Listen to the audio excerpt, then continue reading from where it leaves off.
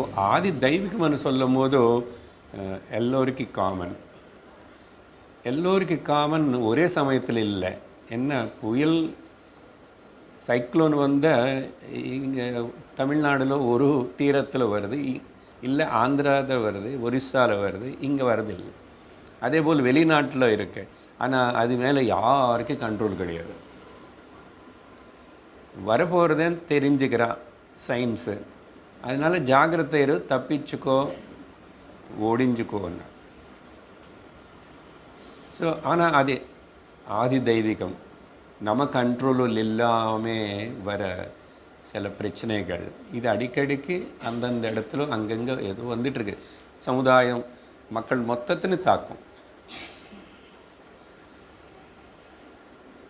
அதுக்கு நம்ம ஒன்றும் பண்ண முடியாது.